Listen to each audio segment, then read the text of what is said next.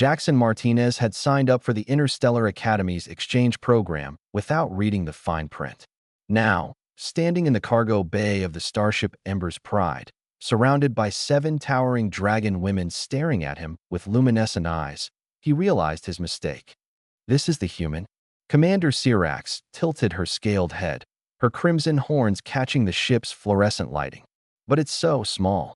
Jason straightened his spine. Though at 6 feet tall, he barely reached her shoulder. I'm average height for a human male, actually. The word male rippled through the group like electricity. Wings unfurled slightly, tails swished with nervous energy, and several of the dragon women took involuntary steps backward. A male, whispered Vexia, the ship's navigator, her emerald scales shimmering. I've only read about them in anthropological texts. Jason's confusion must have shown on his face because the youngest of the crew, a copper-scaled engineer named Pyria, explained in a rush of words. Our species doesn't have males. We reproduce through magical essence bonding with other females. Males are theoretical to us. Not theoretical, Syrax corrected sharply. Just extinct. Our males died out 3,000 years ago during the Great Plague. The weight of that statement settled over Jason like a heavy cloak. He was living proof of something these magnificent beings had lost millennia ago. I'm sorry, he said quietly. I didn't know.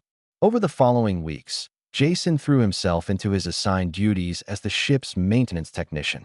The Ember's Pride was a century old, and her systems spoke in groans and hisses that the dragon women, for all their strength and magic, couldn't interpret. But Jason could. He'd grown up in his father's repair shop on Earth, learning to listen to machines the way others listened to music. How did you know the plasma conduit was failing? Emma, the ship's chief engineer, asked one evening after Jason had prevented a catastrophic explosion. Her silver scales gleamed as she leaned over his shoulder, studying his diagnostic readings. The vibration frequency changed, Jason explained, pulling up the data. See the spike? That's metal fatigue. Another 6 hours, and we'd have had a breach. Emma's eyes widened.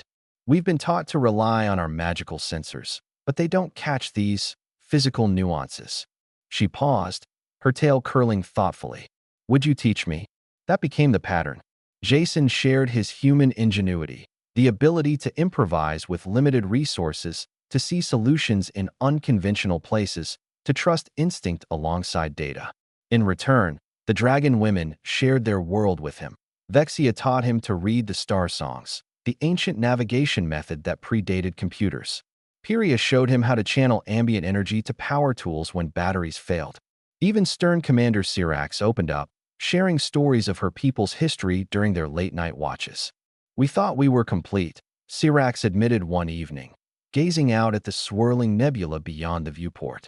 After the males died, we adapted. We thrived. We told ourselves we'd lost nothing essential. She turned to Jason, her expression complex.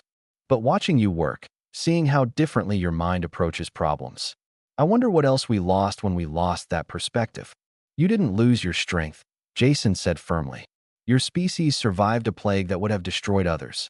You built starships, explored galaxies, created art and culture that spanned star systems. That's incredible. But incomplete, Emma interjected, joining them. She'd been coming around more often, Jason noticed. Jason, when you fixed the water reclamation system last week, you used a solution so simple that our entire engineering academy had overlooked it for decades. You've been a piece of wire. Jason laughed. Sometimes the simplest solution is the right one. That's what we forgot, Emma continued, her voice passionate. In our magic, our strength, our self-sufficiency, we forgot simplicity. We forgot to ask what if instead of how it's always been done. The crisis came during their 3rd month in deep space. A quantum storm, unpredicted and violent, slammed into the Ember's Pride. Magic failed. Systems crashed. The ship tumbled through space, life support flickering. The dragon women, so powerful in normal circumstances, found themselves helpless without their magical abilities. But Jason had trained for this. Every human did. When technology failed, you improvised. Manual override, he shouted, crawling through damaged corridors. Emma, Pyria, follow me. Using nothing but mechanical knowledge, wire, and sheer determination, Jason guided them through jury-rigging the life support to run on backup generators. His hands worked faster than thought, muscle memory from 1,000 repairs in his father's shop.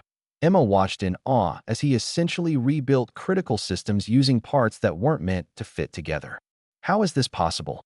Humans have been doing this for thousands of years, Jason grunted, connecting two incompatible circuits with a creative bypass. We're not the strongest species. We don't have magic. We survive because we're stubborn and we refuse to accept impossible. When the storm passed and magic returned, the ship was battered but intact. Every member of the crew was alive. Thanks to human ingenuity, Commander Sirax called an assembly in the common room.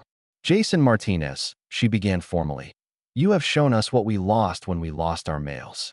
Not strength, we have that. Not intelligence, we have that too. You showed us adaptability, the courage to try something new, the wisdom to value simplicity, and stubbornness, Vexia added with a smile. So much stubbornness. Jason felt his face warm. I just did what any— No, Emma interrupted, stepping forward. Her silver eyes met his. You did what only a human would do. You saw a broken ship and refused to let it die. You saw people who'd forgotten how to think outside their traditions, and you gently showed us another way. She extended her clawed hand. Thank you for reminding us that differences aren't weaknesses. They're strengths waiting to be discovered. As Jason shook her hand, careful of the claws, surrounded by 7 dragon women who'd become his friends, his teachers, and his crew, he realized something profound. Humanity's greatest export to the stars wasn't technology or weapons or even culture, that it was perspective, and sometimes that made all the difference.